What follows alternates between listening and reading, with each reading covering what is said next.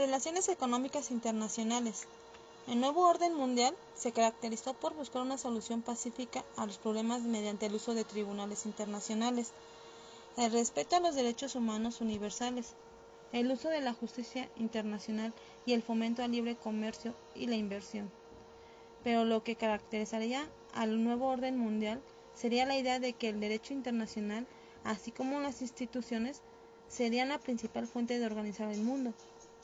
Dicho orden se implantó con el colapso de la Unión Soviética y en ese momento Estados Unidos pasa a ser la única superpotencia. Sin embargo, la disminución del poder de los Estados Unidos en los últimos años ha mermado su capacidad para actuar, por lo que el nuevo orden se ha mostrado sumamente fracturado. El orden mundial tuvo un proceso de surgimiento y evolución desde la Paz de Westfalia. En 1648 se firmaron tratados que pusieron fin a la Guerra de 30 años, conocida como Paz de Westfalia, y surge un sistema internacional que no era moderno, ya que estaba compuesto por estados-nación que tenían monarquías y que consideraban al Estado como parte de su propiedad.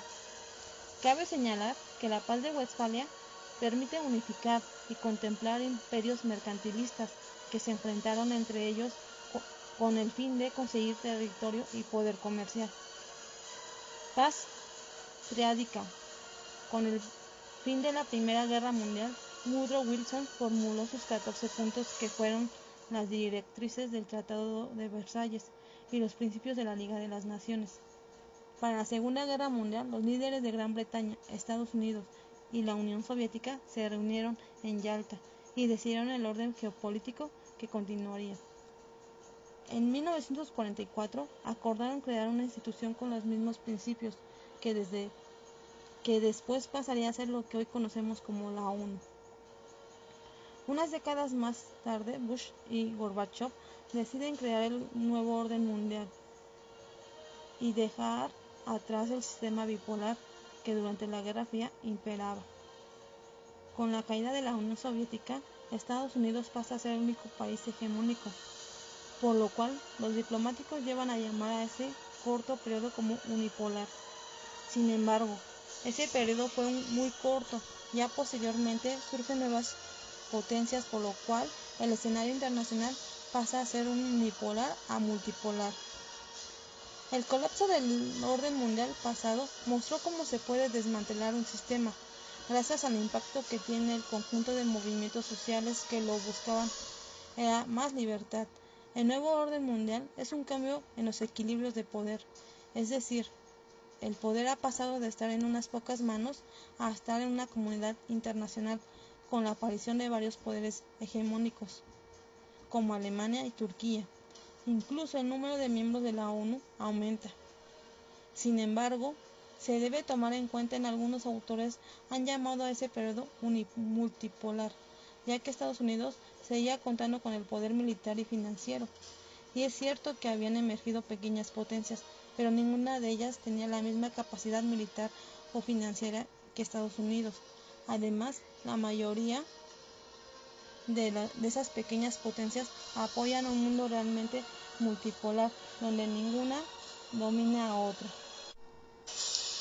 Geopolítica y geoeconomía en el proceso globalizador. La ciencia geográfica desde la antigüedad ha estado relacionada con el desarrollo de diferentes actividades económicas y con la distribución de la biodiversidad en distintos espacios del planeta. Las actividades humanas han estado marcadas geográficamente y es por eso que el carácter estratégico de la geografía ha sido reconocido por sociedades que habitaron regiones del globo, diferentes entre sí y que han sido importantes en determinadas épocas de la historia de la humanidad. La economía encuentra en la geografía la explicación de los procesos productivos y las posibilidades de mejorar la calidad de vida mediante un uso correcto de los recursos y la minimización de costos en la relación producción-consumo. Lo económico es uno de los campos en los que es posible contribuir a la solución de problemas concretos, en razón a que en este confluyen las teorías y modelos geográficos que permiten desarrollo sostenible y mejoramiento de las condiciones de vida de la especie humana. En la actualidad, y de forma inexorable, Los estados están inmersos en la globalización, por lo tanto, los espacios se diluyen y se filtran, principalmente a través de las fronteras físicas mediante las relaciones políticas y económicas.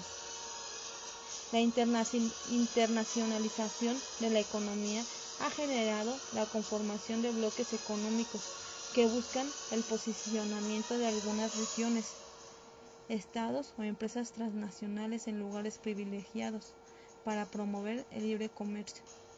Los mercados y no los territorios son ahora los objetivos de una nueva forma de colonización practicada por organizaciones privadas que traspasan los poderes estatales y se constituyen en supraestados en los que el manejo de las relaciones internacionales dependen del dinero y no de la diplomacia. Estamos presenciando la metamorfosis de la geopolítica en geoeconomía. Trump y la creciente incertidumbre global. A partir del gobierno de George Bush y el ascenso del poder del neoconservadurismo que se cristaliza luego del derribo de las Torres Gemelas, se produce una reacción americanista. Se deja de lado la idea de G20 para retomar el viejo G7 de Occidente más Japón.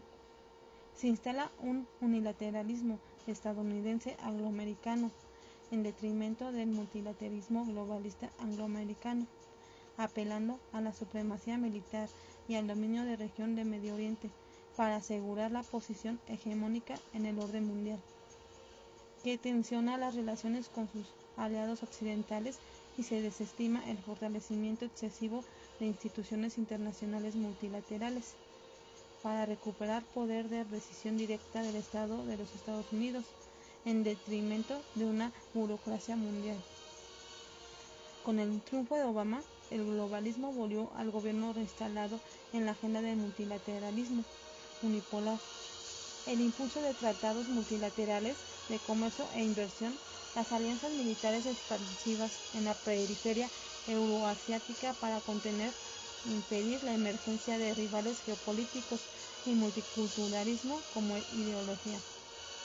En el 2010, el surgimiento en la base del Partido Republicano, el movimiento Tea Party, radicalmente opuesto al gobierno de Obama, ya mostraba el nivel de polarización política existente en los Estados Unidos. Fue la contracara a la apertura liberal progresista que las fuerzas globalistas neoliberales propiciaron con la candidatura de Obama. Con una profunda reivindicación a los históricos movimientos por los derechos civiles en los Estados Unidos, muy diferente a lo que representaba Clinton, con el triunfo de Trump, la polarización alcanza niveles cualitativamente mayores, como en los años 60 y 70. Trump asumió la presidencia, la intención de utilizar la supremacía geopolítica y militar de su país para revertir el declive económico de la primera potencia. Estados Unidos ha sido el principal impulsor de un cambio neoliberal que en las últimas décadas favoreció a China, el gigante asiático que se convirtió en una potencia central que compite por la primacía económica global. Intenta contrarrestar los grandes desbalances que afectan a Estados Unidos, evaluando que la crisis del 2008-2009 golpeó más de los rivales que a la primera potencia. Pretende especialmente corregir el monumental déficit comercial estadounidense con China, Alemania, Japón, México y Canadá. Exige a esos países una mayor apertura en los sectores de alta competitividad yanqui. El multimillonario repite la estrategia comercial agresiva que desplegó Reagan. También retoma la política monetaria que ensayó su antecesor para absorber el capital foráneo. Por eso intenta conciliar tasas de interés elevadas con un dólar fuerte y al mismo tiempo competitivo. Trabaja además a favor del lobby petrolero eliminando restricciones a la contaminación.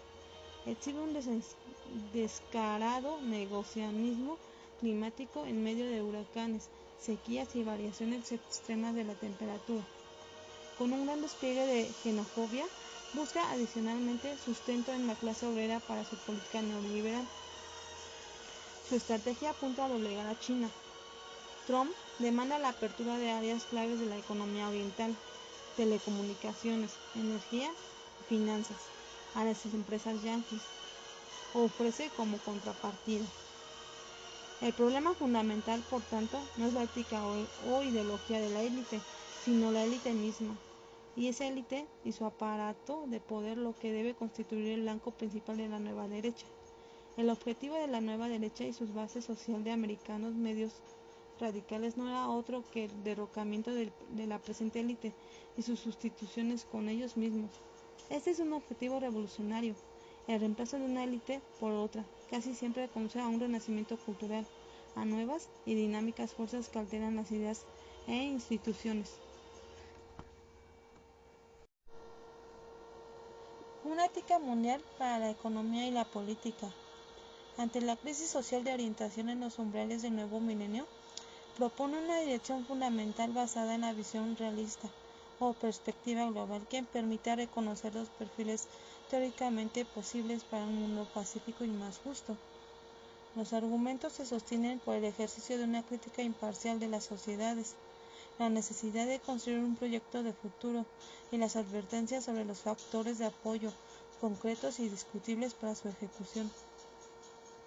Tanto en el ámbito de la política como el de la economía, sin olvidar los nexos con los aparatos tecnológicos, culturales y sociológicos, las indagaciones de Hans Kuhn apuntan a un nuevo sentido de la responsabilidad. Por un lado, fomentar una política de compromiso que trate de realizar el siempre precario equilibrio entre ideales y realidades. Por otro lado, impulsar una economía de responsabilidad capaz de conciliar estrategias económicas con convicciones éticas. Una ética mundial para la economía y la política no pretende sobrevalorizar aspectos relacionados con la moral, al contrario, representa una invitación a reflexionar sobre las experiencias del pasado y cuestionarnos sobre la posible creación de un nuevo orden mundial para el siglo XXI. La globalización exige una ética global. La política y economía mundiales exigen una ética mundial.